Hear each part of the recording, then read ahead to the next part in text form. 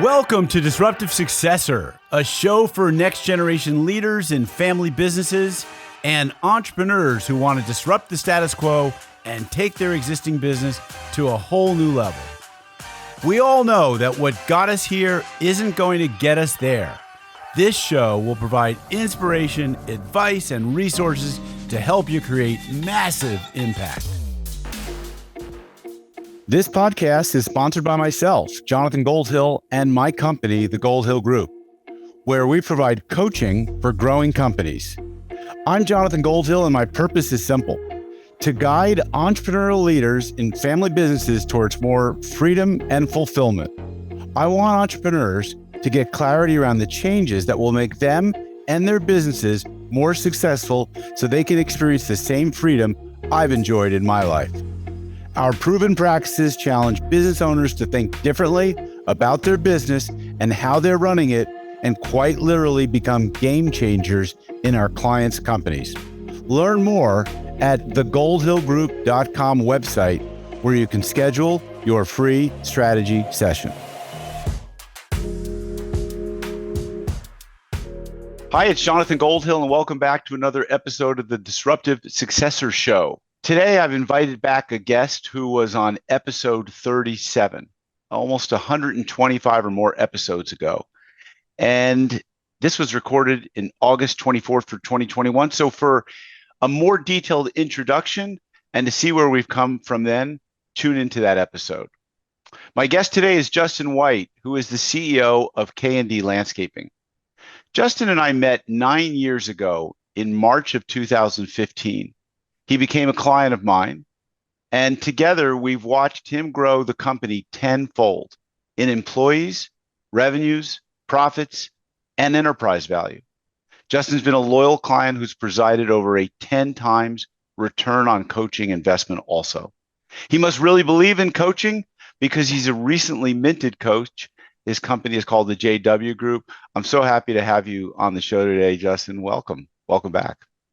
Jonathan, I'm so excited to be here and dive into this episode and this conversation, and appreciate that fantastic intro. I'm excited to share with guests my story, our journey together as coach and client, and where we're going from here as well. So it's just excited to jump in. Where should we start? Yeah, well, how did you get here? Why don't we, give us a little bit of the backstory, make it pretty short, because let's people go back again to that episode 37.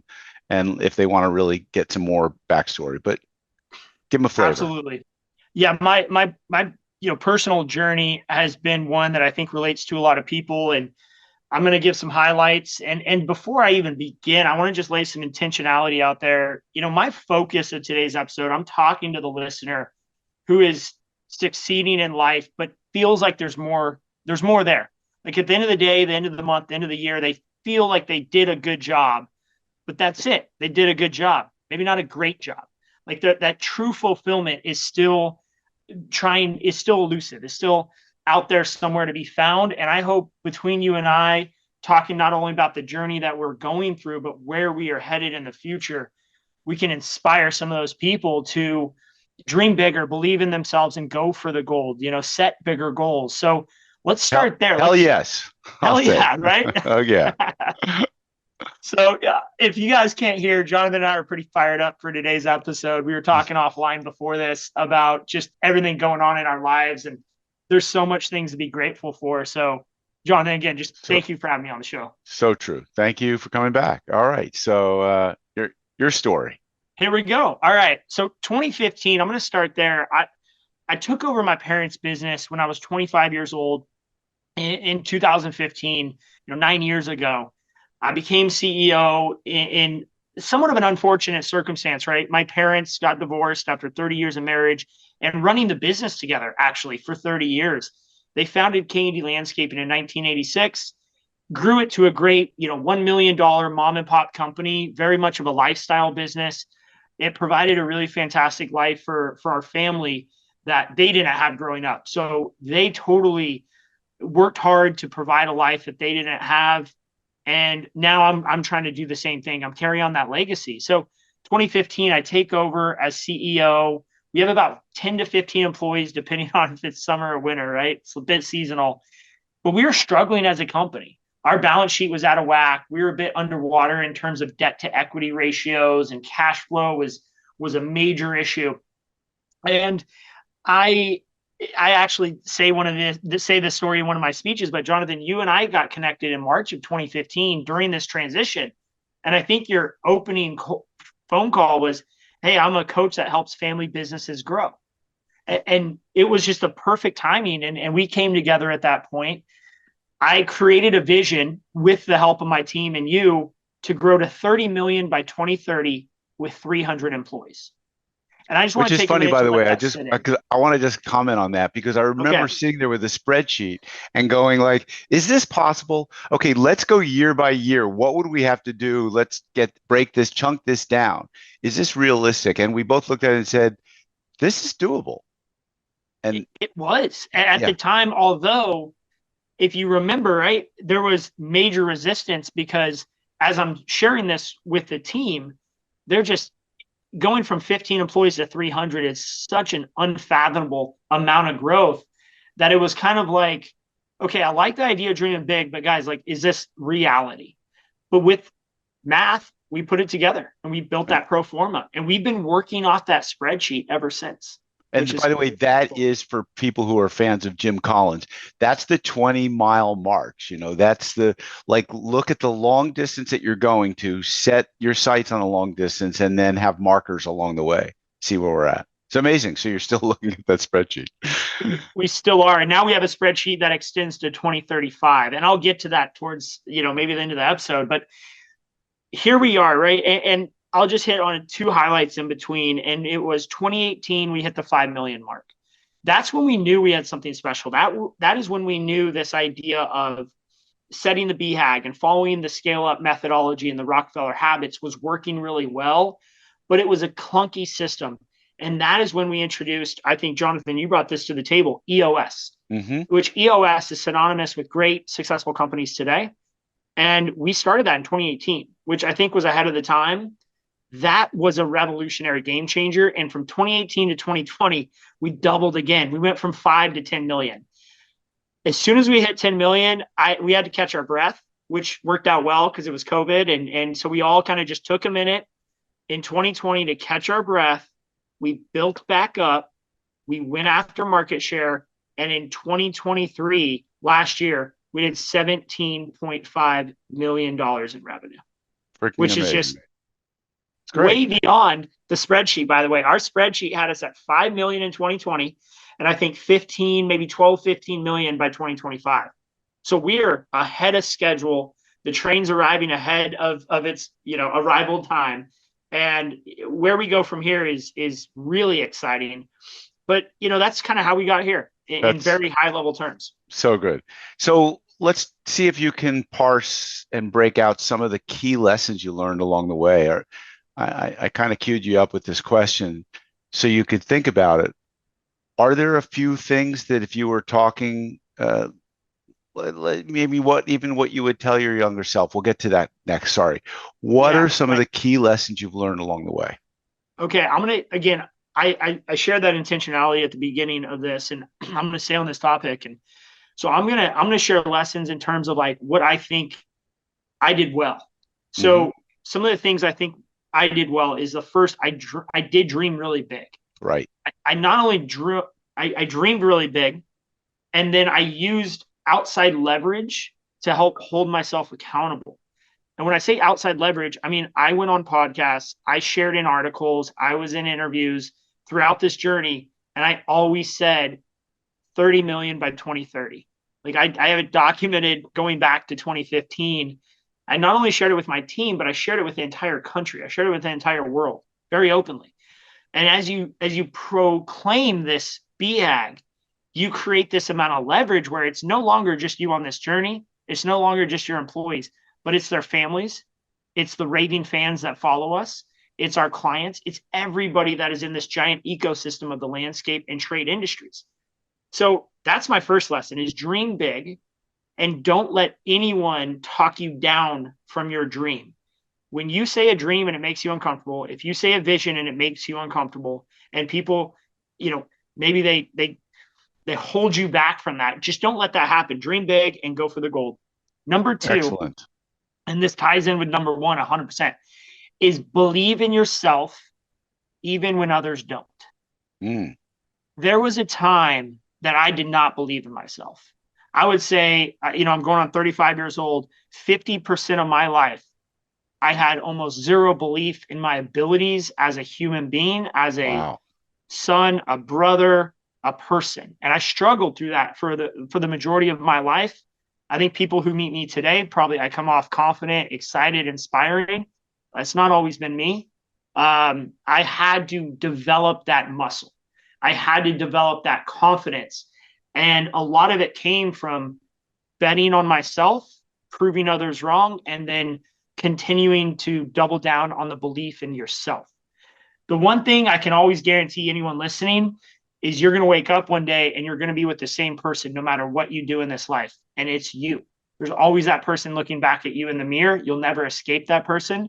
So my lesson here is just believe in yourself, because you're kind of stuck with yourself for the rest of your life. That's great, Justin. I've never heard you share that before. So that's an So why not? amazing, yeah, that's an amazing lesson. All right. You got one more, I think.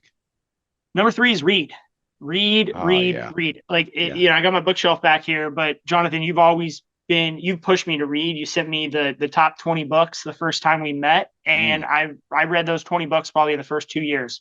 yep. I try to read a book a month, if not more. So podcasts are great, obviously, but also get out and read books, like physically read books. I think that's my third lesson that I would make sure. And if I had to do all of this again, I would make sure those three are on the top of my list.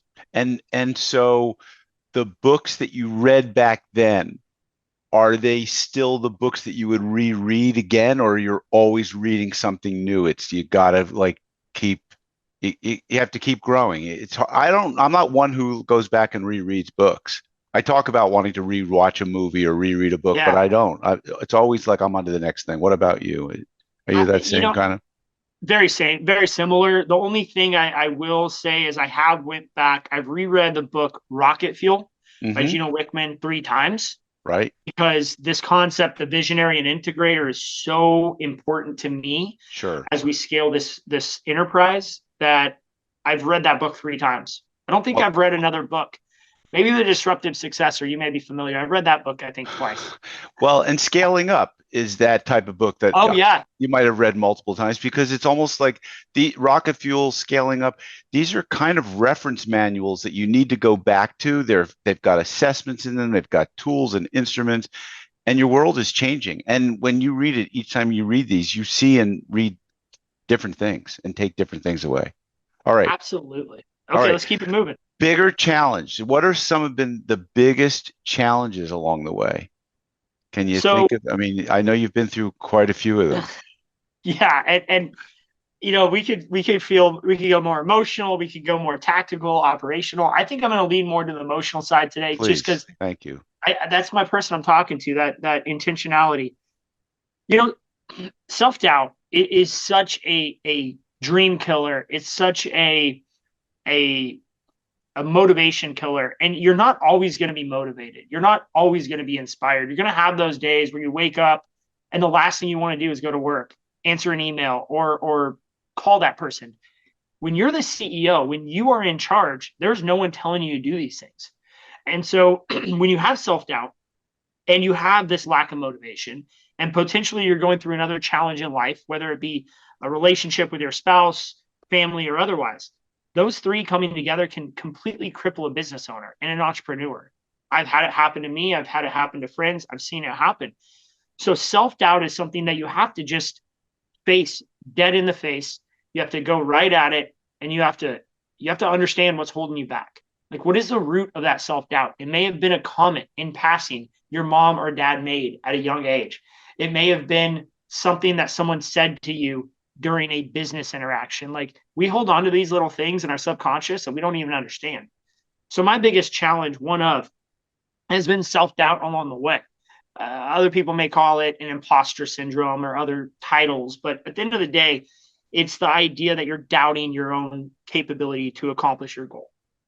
The Do you other, think that that stuff yeah, is rooted in childhood and early development, or Do you think it's something that happens more when you're like a teenager and you're in school and there's that awkwardness around other kids and you're like Right. everyone's trying to size up where do you fit in the world? I mean, any sense of where this comes from? Oh man, it's such a good question. I think I can't argue with the science of the 1 through 7 year old. You know what happens at that age, brain development and everything else. But that aside, I think this can happen at any point in your life. Okay. I've seen my parents go through challenges at their age, and I don't think it is age discriminatory. This is a thing that can happen whether you're 6 years old or 60 years old. Self doubt can be created.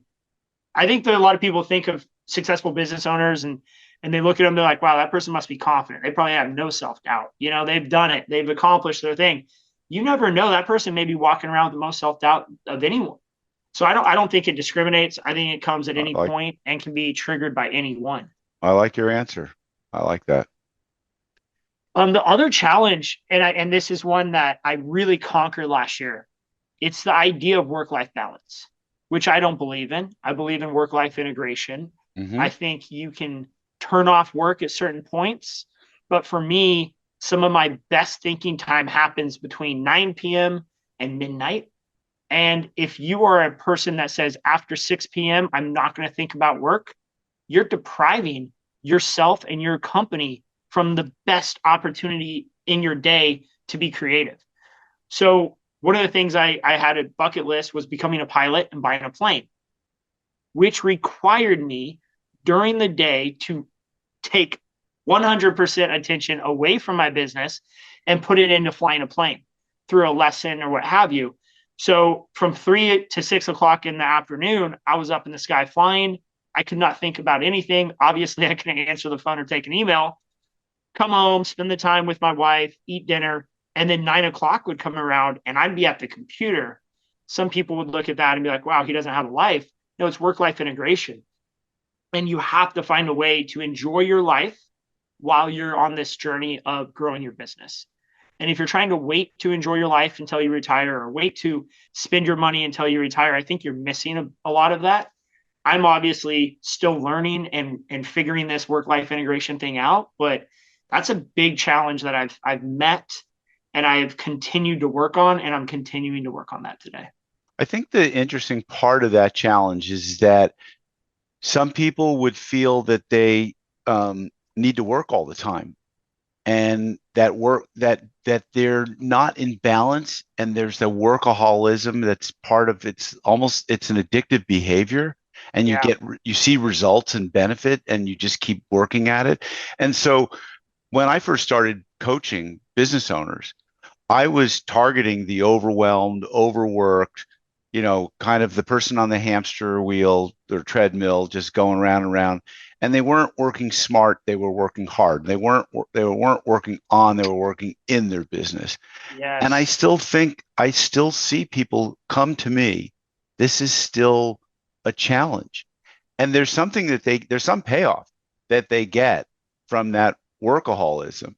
Um, and so talking them out of it is a difficult thing. Yeah. And maybe that's not the right thing, but it is to help them see what is the payoff and what's the benefit here. So, Yeah.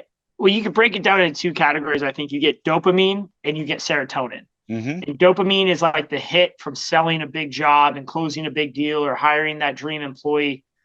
Serotonin is more the pleasure, right? It's like what you feel after you enjoy a nice weekend in Mexico.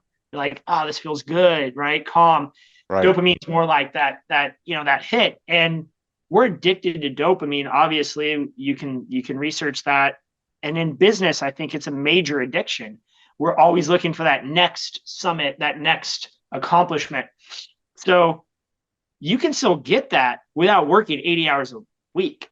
And I think some people are so focused on pride and showing that they worked harder than anyone else in the company. Like you hear, show up early and stay late. Like I work harder than anyone else in my company. I'm like, is that really the best thing for your company? Like, are you really 100% 12 hours every single day? I doubt it. It's okay if you're working 20 hours a week, if you're doing 100% efficiency in those 20 hours. So, there's a bunch of books and concepts on this, but there's an idea you said it earlier, is it's working hard only gets you so far. You've got to combine working hard with working smart. And I come from a hard work ethic background with my dad. I mean, we're bred to be hard workers, but you've got to figure out how to work smart as well. Good, good. All right. So, what have been some of the game changers in your life and in your business along your journey as a CEO? Probably the realization that my goal is to not be the smartest person in the room. For coming from a very, let's just call it imposter syndrome mindset as a 25-year-old CEO, working with a lot of people who are older than me, I had this complex where I had to prove that I was smarter than them. I knew more than them. I still have that sometimes that shows up, and it's so hazardous and deteriorating to your culture. So as a business leader, I think you need to find ways to help your team feel and become smarter and feel like they are the smartest people in the room and prop them up. Even if you maybe know the answer to a question, ask them questions to help them get there versus just blurting out the answer. And as I say that, I kind of laugh because I think I did that today in our leadership team meeting. Like I just had to cut in and just give them the answer. But I immediately thought back, dang it, I should have waited a little bit on that. So I think that's one of the key things is don't try to be the smartest person in the room. It doesn't get you anywhere. Surround yourself with smart people.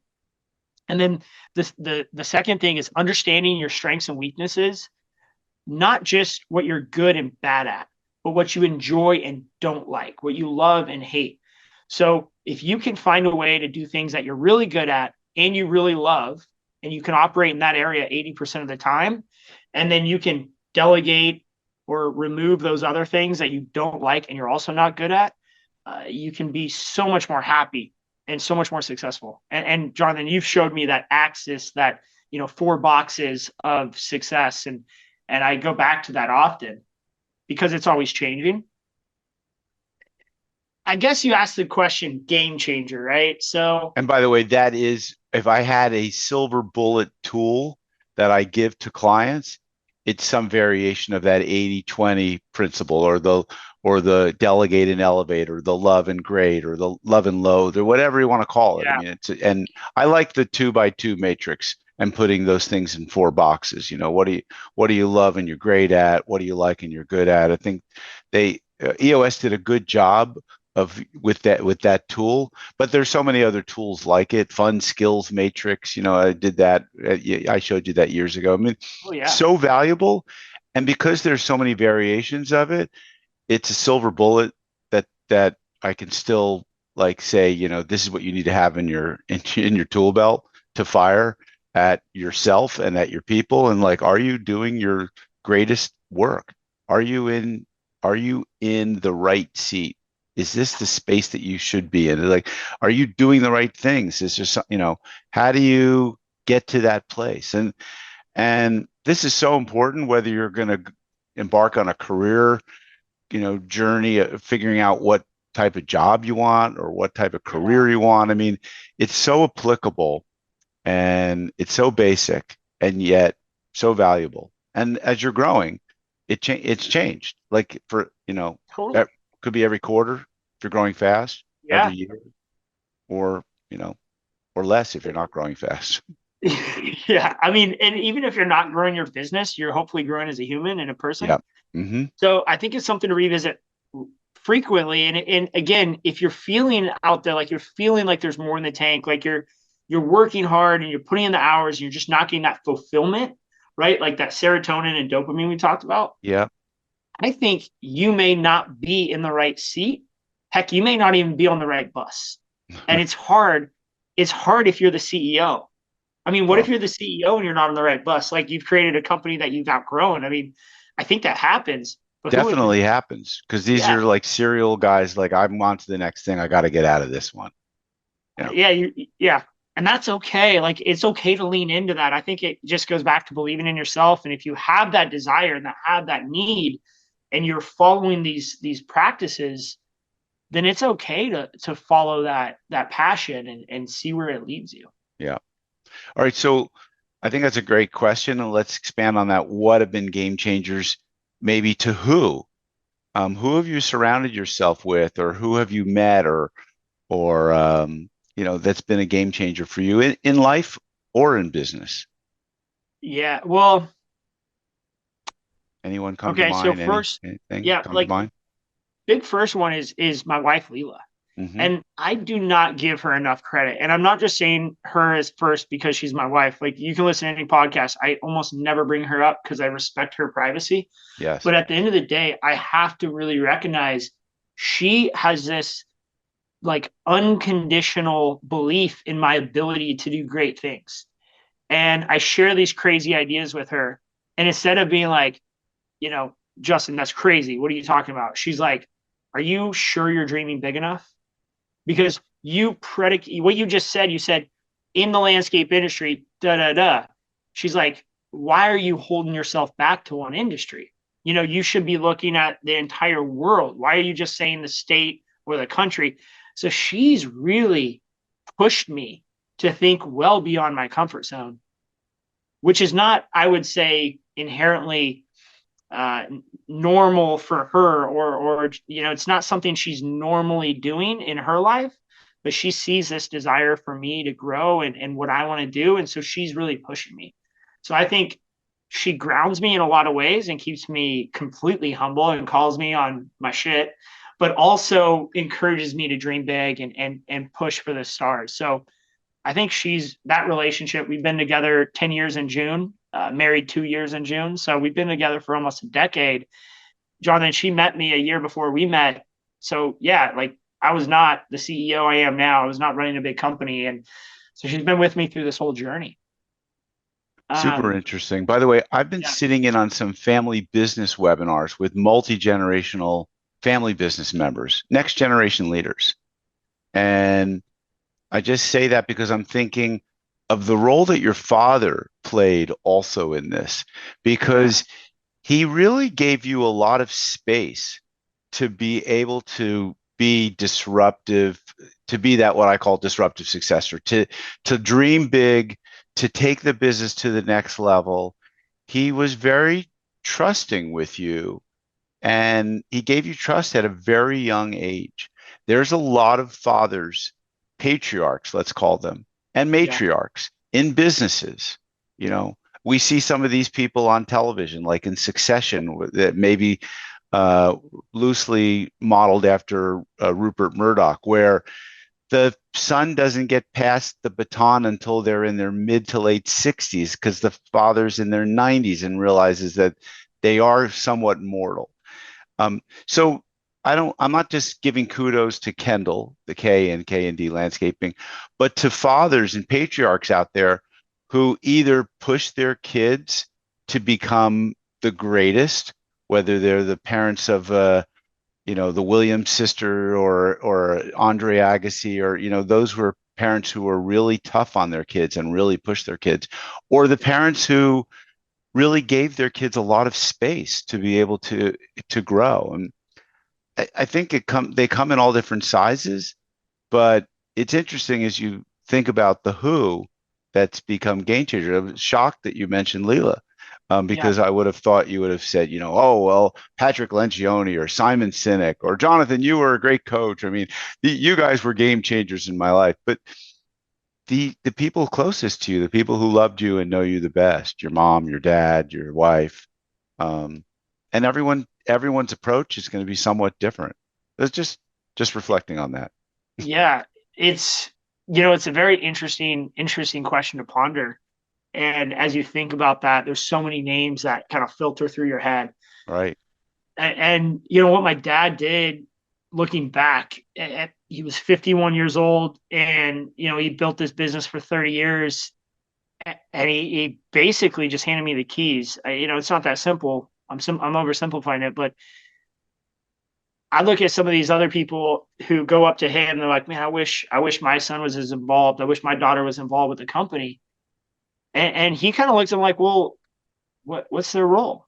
Like how much freedom are you giving them? Are you are you giving them the ability to take over the company like I've given Justin? And the answer is obviously not. They're giving them small minor roles, not equity share, and they're like, well, one day they'll over and I'll give them the company. My dad's thought process is so much different. He was like, hey, whether I own 100% of $1 million company or 20% of a $20 million company, like I'm ahead, even if I only own 20% of this business, because it's so much bigger. So it's almost like he's taken this approach where he has given up a lot of the day-to-day operation, but he trusted the people that he was giving it to. Yeah. And it's hard for me to formulate that into words, honestly. But the process that my dad went through, and my mom too, I got to give her credit, to my brother, my sister, my cousin, and myself. I mean, I think there should be a book written about that. I don't mean to keep the disruptive successor, but like there really was this pretty amazing transfer of power that I think Yeah. is really, really elusive to most business owners. Yeah, and it's a really sticky issue, and it's probably one of the biggest and stickiest issues in family businesses is how to pass that torch. What is the appropriate time? Who's the appropriate person? What's the appropriate way? Lots of issues around that. So we're not going to go into that further. Yeah, I'm of going to course. take a Yep. total twist in the road here on this Okay. on this podcast and talk a little about your company. You guys have been a leader in the industry, in your community. You have been living your purpose, which I've always been saying that was a inflection point when we came up with that purpose statement, raise the bar. Yeah. I think that's something that you get out of bed every morning and think to yourself, like, what am I going to do to raise the bar? And I think other people in your company do. And so one of the areas that you guys have been raising the bar in the landscape industry is water management, which is a really big issue in California and has been for a decade or longer. Your company's on the leading edge. You started a water summit in Santa Cruz 2 or 3 years ago now. The third Yeah. one is coming up this March 7th, 2024. I'd love to know, what do you hope to accomplish with this event? It's my first question. And the second Yeah. one is, has the interest in water management dampened or heated up with this recent atmospheric rivers that have occurred last month that have flooded California and brought our water supply back? So, what do you hope to accomplish and Yeah. what's changed in recent times? Yeah, great questions. And we're so proud of the water management department and the team behind it. The certifications the teams are getting is top notch, very, very high professionalism in that team. And I'm excited because I think it's an area in the business where we can have consistent six-figure earners all the way down to the technicians. And I've been looking for a way to make that happen in our business. And water management, I think, is a place that it's very possible. Actually, we're proving that. So March 7th, 2024, we have our third annual Central Coast Water Summit. This was really just an idea that our team came up with, hey, we're going to launch this new department. What if we held a water summit? To be honest, to get competition. No one was offering this water management service. So when I go to a client and I try to upsell them on this monthly recurrent income model of water management, they go, well, why should I pay this? No one else is offering this. No one else is asking me to pay this fee. So we had to educate our community, not just our clients, but our competition around what this model is, so we can have competition in this sector, because you need competition for a strong business and a strong sector. So that was the roots of it. And it also showed not only our internal company, but our entire community, we are very serious about this water management thing, and we're going to put our money where our mouth is. It was a good event. Second year, we came back. I think it was a great event. We had folks, one of the top executives at Hunter Irrigation actually is coming out this year because his entire team said this was the best conference they attended all year of 2023. So we're doing something right when people are flying from the East Coast and Seattle and Texas to come to this small town event. What we're trying to accomplish this year is really spreading the word about what's going on in Las Vegas, San Antonio, Texas, and Southern California. And I say it in that exact order. Las Vegas, I think, is the furthest ahead on this idea of non-functional turf, water restrictions, recycle water, everything else. So I'm bringing out the biggest landscape and what I think the best landscape company in Las Vegas, Par 3 Landscaping. Their CEO, Cam Bryan, is flying out to speak at this event. I'm not paying any of these speakers. They're coming out because I believe their missions and core values are in alignment with K&D's missions and core values to raise the bar in the landscape industry. So we've got Las Vegas being represented. San Antonio is right behind them with their water restrictions. So we have DJ Seeger coming out of San Antonio, Texas to speak. And then Max Moreno, who is an absolute leader in not just California, but he writes an article. He's in all the magazines when you look at water management.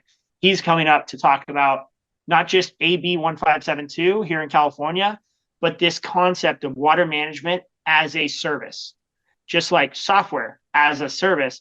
We're trying to create this movement that there is this recurring income model that is yet to be tapped into, which is a almost 100% ROI for the client, where it's a monthly service fee, and we're able to save you more on water than you pay us in fees. So with this model, it's almost like a win-win. It's like solar was 5 years ago. And it only works in areas where the price of water is very high. All right, so let me get to your second question. Is the movement slowing down? Absolutely not. If anything, it's picking up speed. What's happening is rates of water are going up so dramatically, so quickly, that our clients are being overwhelmed financially with water bills, not just landscaping, but all water bills. But if we can help make a dent in their landscape water use without sacrificing quality or horticultural performance, it's a win-win. So that's our focus right now, is how can we reduce your water bill or water usage to, at minimum, keep your water bill the same for the next 5 years as rates double or triple in many areas of the Western United States. Terrific answer. So helpful to understand. And I didn't even know that myself, but it makes such good sense to create competition, to educate people, to raise the bar, and to be at the top, the pinnacle of it. And people will know that your company is the authority in this area in solving this problem. And it allows you to open up other markets as well. So super interesting. All right, talk about opening up other markets. You're a profitable family business. You're growing. You're witnessing consolidation in landscaping. You know, during your CEO tenure, you've watched the two largest landscaping companies, $2 billion companies, one based in the East Coast, one based on the West Coast, out here near me in Calabasas, merge and become, you know, a giant among giants. And you've seen private equity move into companies, including design build firms, and start to buy up companies that are doing design and build, which was always never thought of as, because it didn't have a recurring maintenance model or recurring revenue model, didn't seem that attractive.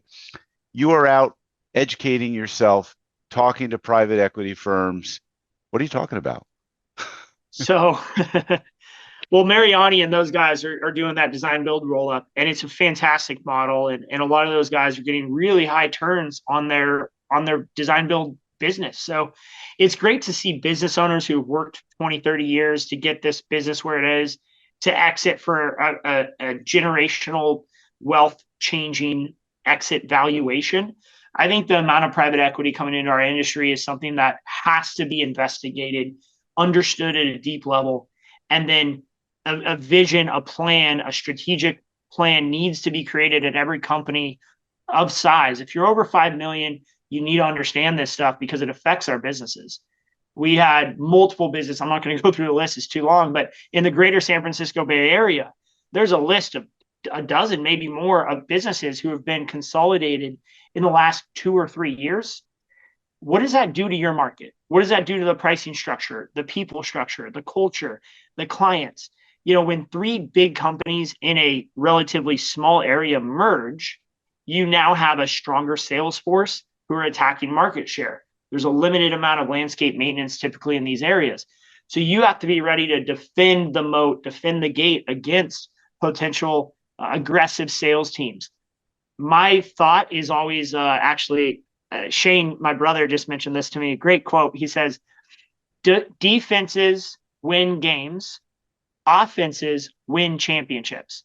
And we saw that in the recent Super Bowl that I don't even want to talk about right now. But, you know, It's true. So the best strategy against consolidation and against the roll up is absolutely offensive growth, double digit growth. We call it the rule of 40. We want to see a minimum of 40% with it, which the calculation is EBITDA plus annual growth rate. So if your annual growth rate's 30% and you got 10% in EBITDA, boom, you're golden. Rule of 40 or above, you're doing good. That is one of our metrics. We want to be a rule of 40 or above. It's also a PE metric that they manage closely. So I'm taking the PE playbook. I'm understanding what they're doing. I'm putting it into my business. Now, what's the vision for K&D? What do we want to do? Well, the goal is to raise the bar. And the way we're going to raise the bar at a large scale is to expand the business beyond Watsonville and Santa Cruz. So we definitely have big plans going into the later half of this decade where we want to become the platform company of choice. Now, exactly what that looks like, I'm not going to quite publicize that, but it is big. And our entire team is on board. We're marching towards our goals. And we are taking the approach of offensive strategy wins championships. That's great. All right, we have a couple minutes left. I have one more question. So you're a coach now, and you find time to fly planes, run a almost 20 million on its route to being a 30 million plus. You're talking to PE firms. You're out, I know, getting mentored, talking to a lot of folks. You're traveling a lot. You're recently married. You've got a lot on your plate. Tell us about your coach journey. What types of clients are you excited about coaching? Why get into something when you've got so much else going on? Some might ask, and Gosh, I know it probably fuels your fire. So, but tell us, because this is a path I think for a lot of entrepreneurs is they have success and then they want to share it with others. What's your why here? My why is it truly goes back to raising the bar. And I want to help, and I mentioned it at the very beginning of the podcast, I want to help others find that true potential and that true fulfillment. And what I've found is there's been many cases of friends, acquaintances that I've helped start their business. I've given them some advice, and I've seen them go from working as an employee to making $200,000-300,000 a year running their own business. And the lifestyle change, the family, like there's so many positives that I can't say I did that, but I know that I had a little piece that I played in that role, and that fills my cup. So I launched the JW group officially in 2023. I'm coaching typically companies around the 5 million mark who want to grow to the 30 million mark, or at least the 10 million mark. So I'm really focusing on these, small to medium sized businesses. It just so happens second generation owners, maybe third generations. One of my clients, a third generation young man who's taken over the concrete business, and I'm helping them transition this generational. I'm helping them with this generational transition, which is very complicated and challenging. It's exciting and it's fun, and I get so much out of it. And I've created a schedule where I'm able to do this, and I have an amazing team at K&D that runs the day to day that allows me to do what I do. That's a lot of the why. What's coming forward is a really exciting model. Basically, I'm trying to create accessibility for everyone who wants to get involved with some type of training, some type of coaching, even if it's at a low price point where you're sharing the room with a couple dozen other entrepreneurs in some type of a Zoom room. So I'm working on a peer group model that's a hybridized model where people can come in once a month, they can get inspired, they can listen to strong speakers, they can go out, and it's kind of fill their cup, it's filling their tank. So I'm working on some really cool models that aren't going to take a ton of time for me, but hopefully will multiply the impact. And we're calling it the ripple effect of raising the bar. We want to see the ripple effect go coast to coast and eventually international with this model of creating a better tomorrow, not only for our company and our community, but hopefully for the world. Dream big. Justin, you're a tremendous speaker. Folks, follow Justin White. You can find him on Instagram, LinkedIn, inspiring videos, a man on the move. You've got a monthly column in Landscape Management Magazine. Lawn and Landscape. And Landscape, sorry. Whoops. And that's okay. and you're a leader in the community. And it's been an honor and a pleasure to coach you, honor and pleasure to have you on my podcast. We'll have you back again soon, another 125 episodes. So Perfect. Well, thanks. let's see if we can get to 100 million by then. That'll be the goal. There you go.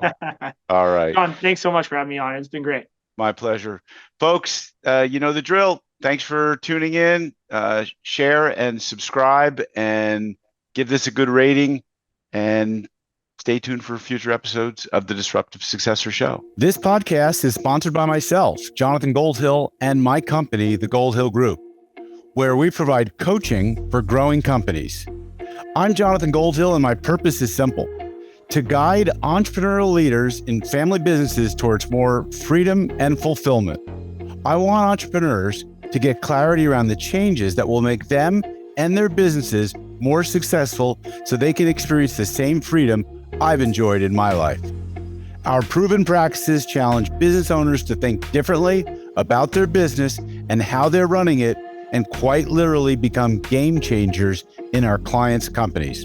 Learn more at thegoldhillgroup.com website, where you can schedule your free strategy session.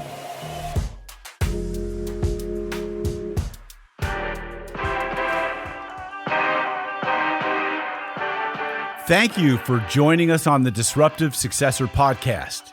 If you enjoyed today's episode, please subscribe, review, and share with a friend who would benefit from the message. If you're interested in picking up a copy of my book, Disruptive Successor, go to disruptivesuccessor.com.